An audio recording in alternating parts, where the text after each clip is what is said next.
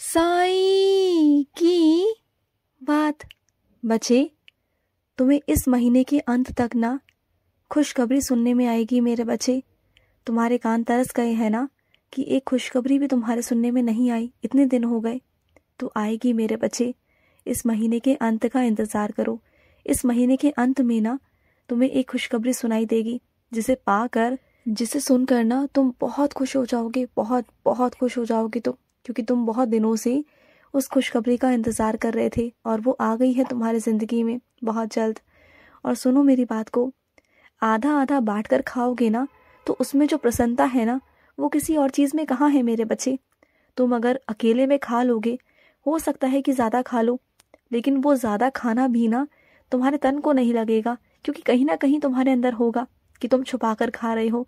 अगर बांट कर खाओगे ना तो उसकी खुशी भी अलग होगी और तुम्हारे तन में भी लगेगा। और सुनो, ये वास्तु दोष, ग्रह, इन सब से दूर रहो ना। क्यों तुम इन सब चीज़ों में पड़ रहे हो? कोई वास्तु दोष नहीं है, कुछ ग्रह दोष नहीं है मेरे बच्चे, कुछ भी नहीं है। कोई कुंडली का तुम्हारे ऊपर कोई भी प्रभाव नहीं है। तुम मेरी बात को सुनो, किसी की बातों में मत आओ। तुम ना बस रोज साइंस का चरित्र पढ़ो, फिर देखता हूँ मैं कि तुम्हारे ऊपर कौन सा वास्तु दोष है, क्या है, फिर मैं देखूंगा। तुम करो तो सही, तुम करोगे तो सब कुछ हो जाएगा ना।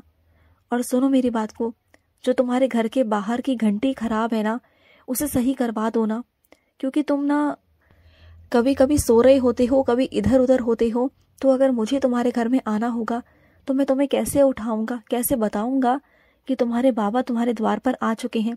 फिर ये ना हो कि मैं आकर लौट जाऊं। तो अपनी द्वार की घंटी को सही करा लो। और सुनो, जो लोग अपना पक्ष खुद नहीं रख पाते ना, अपने पक्ष के लिए खुद नहीं खड़े हो सकते, अपनी बात को खुद नहीं रख सकते ना, तो ऐसे लोग इधर उधर भटकते रहते हैं। हमेशा इधर उधर भटकना करना उनका यही काम होता है, क्योंकि वो अपना पक्ष रख ही नहीं पाते और ना किसी एक पक्ष की तरफ हो पाते हैं। उनका काम है इधर की बात उधर करना, उधर की बात इधर करना, बस इसके अलावा कुछ भी नहीं है। तो ऐसे लोग ना विश्वसनीय नहीं होते। वो इधर से उधर मंडराते रहते हैं, इधर से उधर और इधर से इधर। तो कुछ भी उनकी बातों में कभी मत आना। उनकी बातें कुछ भी मायने नहीं रखती और कुछ लोग तो उन्हें समझ भी गए हैं। तो ऐसे लोगों से दूरी बनाकर रखना, वो तुम्हारे लिए अच्छा होगा, तुम्हारे भविष्य के लिए अच्छा होगा। और सुनो, जो तुम्हारे घर की सीढ़ियाँ हैं ना वो थोड़ी सी खतरनाक है मेरे बच्चे। चढ़ने उतरने में ना कई लोगों को वहाँ से परेशानी होती है। तो अगर सही करवा सकते हो, मरम्मत करवा सकते हो, कुछ वहाँ पर लगवा सकते हो सहारे के लिए तो लगवा दो। कहीं ये ना हो कि कल को कुछ चीज़ गलत हो जाए, बात को समझना। और सुनो, जो तुमने मुझसे कल कहा था ना, किसी के लिए कुछ मांगा था और आज वो तुम्हारे साथ ही हो गया ना, मैं इसलिए हमेशा कहता हूँ कि किसी के कर्मों के बारे में किसी के लिए कुछ गलत मत कहो, क्योंकि जो तुम गलत कहते हो ना, गलत करते हो ना, वो कल को तुम्हारे जीवन में भी प्रभावित करता है, प्रभाव डालता है मेरे बच्चे। चीज़ों को समझा करो।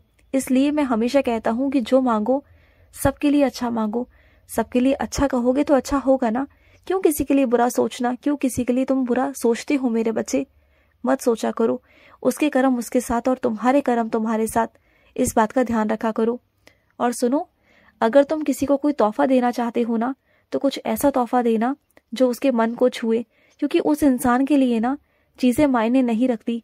वो चीज़ों को प्यार नहीं करता, वो कुछ ऐसी चीज़ों को मायने रखता है जो उससे जुड़ी हुई हो, जो उसकी यादगार हो, जो उससे दिल से जुड़ी हुई हो ना, जो परमात्मा से जुड़ी हो।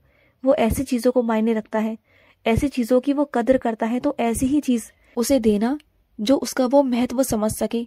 समझ गए ना? और ना तुम्हारे जो कपड़े हैं ना, और तुम्हारे जो कपड़ों के साथ साथ तुम्हारे मिले जुले जूते हैं, चप्पल है ना, उन्हें तुम वैसे बाहर रखते हो, लेकिन जब कहीं बाहर जाना होता है ना तो एक रात पहले अपने कमरे में ले आते हो, है ना? तो ना तुम ले आया करो, क्योंकि क्या है ना, कई लोगों की नज़रें तुम्हारे कपड़ों पर, चीज़ों पर रहती हैं। कहीं वो उन्हें खराब ना कर दे, कहीं वो उन्हें बिगाड़ ना देना। तो इससे पहले एक रात पहले ही उन्हें अंदर लाकर रख दिया करो, जिससे कि तुम अच्छे से साफ सुथरे तरीके से और सही समय पर उसे पहनकर तुम बाहर जा सको, तुम्हें जहाँ भी जाना हो। समझ रहे हो ना? किसी के कर्मों के कारण ये ना हो कि तुम्हारी वो चीज़ें कट जाए, फट जाए। समझा करो, अपनी सावधानी अपने हाथ में है और तुम समय से तैयार होकर जा सकते हो। और सुनो, तुम्हें जो भी मुझे बताना है ना, अभी के लिए काफ़ी है। लेकिन जो तुम पूछ रहे हो ना अभी नहीं बता सकता, लेकिन जब सही वक्त आएगा तो तुम्हें सारी सच्चाई तुम्हारे सामने ले आऊँगा। और तुम कहते हो ना कि तुम अपने परिवार के लिए जो कर रहे हो क्या वो सही है? हाँ, वो बिल्कुल सही है, और जितना कर रहे हो उतना काफ़ी है मेरे बच्चे। तुम जो कर रहे हो ना आज के ज़माने में कोई नहीं करता मेरे बच्चे। सब अपने बारे में सोचते हैं, लेकिन तुम ऐसे बच्चे हो कि तुम अपने से पहले दूसरों के बारे में सोचते हो, अपने परिवार के बारे में सोचते हो। हाँ, मुझे मालूम है कि तुम्हारे परिवार में कुछ सदस्य ऐसे भी हैं जो तुम्हें अभी भी गलत ही समझते हैं। वो ये समझते हैं कि तुम बहुत स्वार्थी हो। वो उनकी सोच है ना, क्योंकि क्या है ना, कुछ लोगों ने उनके मन में कुछ चीज़ें डाल रखी हैं और तुम उन्हें नहीं निकाल सकते। उन्हें सही वक्त आने पर ही मालूम पड़ेगा। तो अभी के लिए तुम छोड़ दो कि वो तुम्हारे बारे में क्या सोचते हैं। बस तुम अपने कर्म करते चलो, तुम्हें और कुछ नहीं करना, तुम्हें कुछ नहीं सोचना, तुम्हें किसी को कोई सफाई नहीं देनी, किसी को तुम्हें कुछ नहीं बताना। मैं देख रहा हूँ ना, तो फिर। और सुनो, जो ये मौसम है ना मेरे बच्चे, गर्म सर्द वाला मौसम, ना ठंडा ना गर्म, इसमें तुम थोड़ा सा बचकर रहो, क्योंकि अचानक से तुम धूप से आकर ठंडा पानी पी लेते हो, पंखा चला लेते हो, और फिर जब तुम्हें ठंड लगती है तो रज़ाई ले लेते हो, कंबल ले लेते हो, तो ये सर्द गर्म हो सकता है। इस मौसम में तुम जितना बचकर रह सकते हो ना उतना बचकर रहो, क्योंकि सही नहीं है मेरे बच्चे। क्योंकि तुम जानते नहीं कि ये मौसम ना बहुत ख़राब है। इस वक्त का मौसम बहुत ख़राब है और बहुत सारे लोगों को बीमार कर रहा है।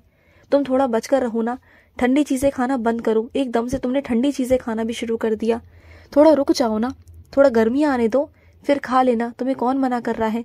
लेकिन अभी रुक जाओ, तुम्हें कितनी खांसी है ना, तो उदी लो। जो मेरे बच्चे मुझसे दिल से माफ़ी मांगते हैं ना, उन बच्चों को मैं माफ़ कर देता हूँ। उनकी गलतियों को ना मैं कभी याद नहीं रखता।